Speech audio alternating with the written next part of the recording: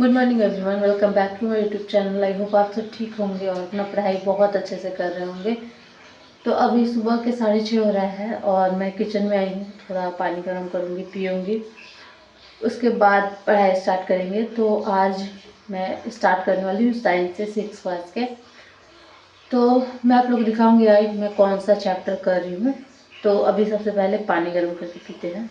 तो अभी मैं लाइट पढ़ रही हूँ, जो एक मैं आप लोग को अरिहंत का बुक दिखाई थी सामान्य विज्ञान का, तो उसी से अभी मैं लाइट कर रही हूँ। लाइट जिस क्लास में है, लाइट 6 क्लास में है, एनसीईआरटी के 7 क्लास में भी है, 8 क्लास में भी, 9 क्लास में नहीं है और 10 क्लास में है। तो वो सारा कंप्लीट करने के बाद यहाँ पे फिर से मैं लाइट पढ़ रही हूँ। ये अरिहंत का मतलब बुक है, उससे मैं कर रही हूँ, क्योंकि एनसीईआरटी में ना आपको ज़्यादा थ्योरी मिलेगा, लेकिन कुछ कुछ फैक्ट ऐसा होता है जो उसमें आपको नहीं मिलेगा। तो मुझे लगा कि कुछ फैक्ट मेरा कम है, इस वजह से ये मैं बुक पढ़ रही हूँ। आप लोग इसके साथ लूसेंट कर सकते हैं, या फिर जिसके पास जो भी साइंस का बुक है वो कर सकते हैं। और जिन्होंने 71st बीपीएससी का पीटी दिया होगा, उन्होंने देखा होगा कि साइंस का क्वेश्चन कैसे आया था।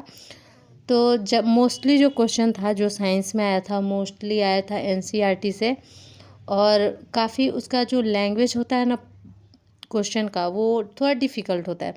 जैसे लूसेंट बुक भी है, स्टैंडर्ड बुक है, तो उसमें थोड़ा सा आपको लैंग्वेज ऐसा लग सकता है कि पढ़ने में समझ में नहीं आएगा। उसी लैंग्वेज को कम करने के लिए ना हम बहुत सारा और बुक पढ़ते हैं, और एग्ज़ाम का यही पैटर्न है कि आप पढ़ेंगे। जैसे मैं अरिहंत पढ़ रही हूँ, तो इसका लैंग्वेज बहुत ही ईजी है, तो मैं ये पढ़ूँगी और जब क्वेश्चन आएगा तो मैं नहीं मतलब क्वेश्चन बना पाऊँगी, क्योंकि उसका लैंग्वेज थोड़ा डिफरेंट होगा।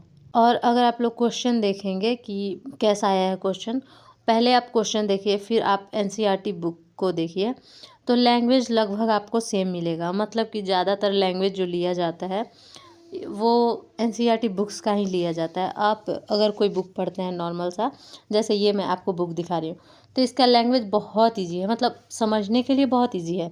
लेकिन मान लीजिए आप समझ भी जाते हैं, लेकिन अगर आपसे क्वेश्चन ही नहीं होगा, जैसे मैंने ना पहले इसको किया, फिर इसमें मतलब 50-52 क्वेश्चन था, तो उसको मैं लगा रही थी, तो कुछ क्वेश्चन था कि वो एनसीईआरटी से ही बनेगा, कुछ नहीं, मोस्टली क्वेश्चन था, क्योंकि वो सारा प्रीवियस ईयर क्वेश्चन था। तो फिर मुझे फाइनली यही समझ में आया कि जब तक आप एनसीईआरटी नहीं करते हो तो आपका क्वेश्चन नहीं बनेगा। तो 6 क्लास का मैं पढ़ चुकी हूँ लाइट। तो लाइट से मेरा लगभग क्वेश्चन बन चुका है। वो हार्ड था क्वेश्चन, फिर भी बन रहा था मेरे से, क्योंकि मैं एनसीईआरटी पढ़ ली थी और मैंने लाइट कंप्लीट कर लिया है। तो नेक्स्ट जो मुझे करना था वो है विद्युत धारा, क्योंकि लाइट से मोस्टली क्वेश्चन आता है, उसके बाद विद्युत धारा से आता है। और अभी जो जो मतलब मोस्ट इम्पॉर्टेंट चैप्टर है मैं उसी से स्टार्ट कर रही हूँ। जैसे फिजिक्स में सबसे ज़्यादा इम्पॉर्टेंट जो चैप्टर है वो है प्रकाशिकी, लाइट। उसके बाद विद्युत धारा। धारा से भी हर बार क्वेश्चन आता है, 71st में भी आया था। तो पहले मैंने लाइट कर लिया, उसके बाद मैं विद्युत धारा कर रही हूँ, और आपको सीक्वेंस भी मैं बता रही हूँ मैं कैसे कर रही हूँ अभी एनसीईआरटी। मुझे इस तरीके से एनसीईआरटी भी मैं पढ़ रही हूँ, तो मुझे काफ़ी अच्छा लग रहा है और काफ़ी क्वेश्चन भी मेरे से हो रहा है। तो मैं भी आप लोगों के साथ शेयर करना चाहती थी। देखिए, अगर आपको अच्छा लगता है तो आप 6 पढ़िए, फिर 7 क्लास पढ़ लीजिए, फिर 8 क्लास पढ़ लीजिए, फिर 9 क्लास 10 क्लास पढ़ लीजिए। लेकिन अगर आपको लगता है कि मैं 7 पढ़ती हूँ तो 6 का भूल जाती हूँ, 8 पढ़ती हूँ तो 7 का भूल जाती हूँ, तो इससे अच्छा है कि आप एक और काम कर सकते हैं। तो अगर मैं भी पढ़ाई में कुछ एक्सपेरिमेंट करती हूँ, मुझे अच्छा लगता है, तो मैं आप लोगों के साथ शेयर करती हूँ। तो ये चीज़ मुझे काफ़ी अच्छा लग रहा है। अभी तो मैं एक चैप्टर कंप्लीट की हूँ, और जब तक मैं ये वीडियो का वॉइस ओवर कर रही हूँ तब तक मैंने 2 चैप्टर कर लिया है, लाइट और विद्युत धारा।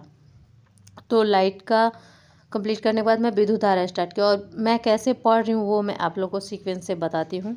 कौन कौन सा चैप्टर बहुत ज़्यादा इम्पॉर्टेंट है वो भी मैं आप लोग के साथ शेयर करूँगी, तो वो लास्ट में शेयर कर दूँगी, आप लोग देख लीजिएगा। और कौन कौन सा चैप्टर किस किस क्लास में है वो भी एक पीडीएफ के थ्रू मैं शेयर कर दूँगी, तो आप लोग देख लीजिएगा। वीडियो में ही मैं अटैच कर दूँगी, क्योंकि पहले हम एक चैप्टर उठाते हैं, जैसे कि लाइट। तो लाइट में आप पहले 6 क्लास में लाइट का चैप्टर दिया हुआ है, उसको अच्छे से पढ़ लीजिए। और उसमें अगर लास्ट में कुछ क्वेश्चन है तो उसको सोल्व कर लीजिए। फिर आप 7 क्लास का लाइट का उठाइए और उससे ही रिलेट करके जो अभी आपने 6 क्लास में पढ़ा उससे ही रिलेट करके 7 क्लास का होगा। तो 7 क्लास में भी फिर से लाइट पढ़ लीजिए और उसमें जो क्वेश्चन है उसको कर लीजिए। फिर जो 8 क्लास में आप जाएंगे तो 8 क्लास में भी लाइट है तो उसमें भी पिछले क्लास से रिलेट करके होगा। मतलब कि आपको एक साथ करने से ये फ़ायदा हो जाएगा कि जो अभी आपने लाइट में 6 क्लास में पढ़ा था जस्ट उसको आप 7 क्लास में रिकॉल कर सकते हैं और उसको मतलब कर सकते हैं कि हाँ इसमें मैंने ये पढ़ा था और इससे थोड़ा बढ़ के 7 क्लास में है। तो वैसे ही 7 पढ़िए, फिर 8 का भी पढ़ लीजिए और उसमें जो क्वेश्चन है देख लीजिए। फिर 9 में तो नहीं है लाइट, फिर 10 क्लास में है तो 10 क्लास का पढ़ लीजिए और क्वेश्चन सोल्व कर लीजिए। और अगर आप क्लास बाय क्लास पढ़ते हैं कि आपने पहले 6 क्लास का पूरा साइंस का पढ़ लिया, फिर 7 क्लास का पूरा पढ़ लिया, 8 का पढ़ लिया पूरा, तो आप रिलेट नहीं कर पाओगे क्योंकि आपने इतना सारा चैप्टर एक साथ पढ़ा है। तो इसी वजह से मैं जैसे स्टार्ट कर रही हूँ वैसे मैं आप लोग से शेयर कर रही हूँ। अगर आप लोग का कंप्लीट होगा तो बहुत अच्छी बात है, नहीं होगा तो आप लोग मेरे साथ कर सकते हैं। कोशिश करिएगा कि ऐसे करें, और अगर आपको ऐसे नहीं अच्छा लगता है तो जो आपका तरीका हो जिससे आपको ज़्यादा समझ में आता हो वो बेस्ट है आपके लिए। जैसे मुझे समझ में आ रहा है मैं वो आप लोग के साथ शेयर कर रही हूँ।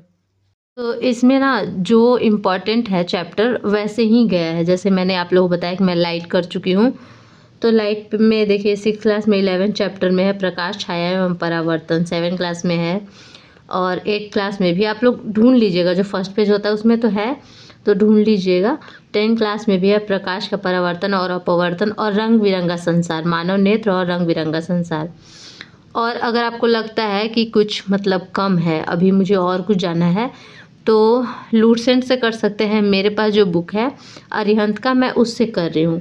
फिर आगे बढ़ते हैं। सेकंड चैप्टर है इलेक्ट्रिसिटी, इसमें है 6 क्लास का विद्युत और परिपथ, 6 क्लास में ही है। चुंबक द्वारा मनोरंजन, 7 क्लास में है। विद्युत धारा और इसके प्रभाव, chemical effect of electric current, और 10 क्लास में है इलेक्ट्रिसिटी।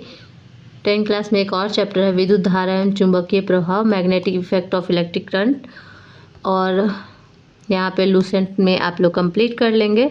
लेकिन हाँ, मुझे लूसेंट अच्छा नहीं लगता है पढ़ने में, नहीं मतलब पढ़ पाती हूँ क्योंकि उसमें समझाया हुआ नहीं रहता है, बस एक एक लाइन कुछ भी ऐसे ही लिखा रहता है, तो मुझे नहीं अच्छा लगता है पढ़ने में। लेकिन हाँ, जिसे लगता है कि हाँ मैं लूसेंट पढ़ सकती हूँ तो लूसेंट का जो साइंस है उसको आप लोग कर सकते हैं। फिर इसी ऐसे ही है। नेक्स्ट चैप्टर है गति और बल, तो आप लोग, मैं धीरे धीरे ऐसे स्क्रॉल करते जा रही हूँ, आप लोग देख लीजिए आराम से।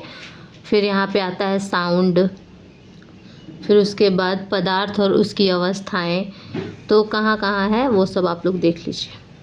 मतलब बाद में ना ऐसा ना हो कि आप लोग बार बार ढूंढो कौन सा चैप्टर करूँ कौन सा चैप्टर ना करूँ, इस वजह से ऐसे मैंने थोड़ा सा आप लोगों के साथ शेयर कर दिया।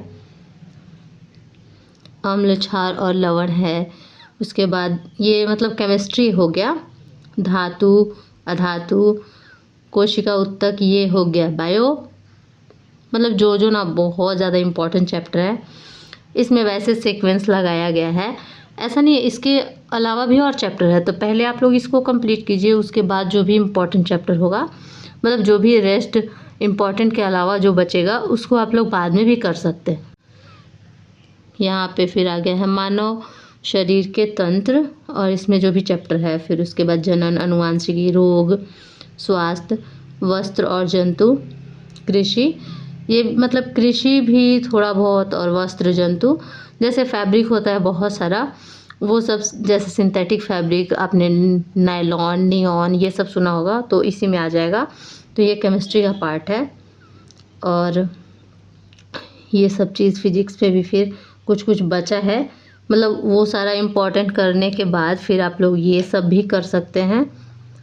तो टॉपिक आप लोग अच्छे से देख लीजिए।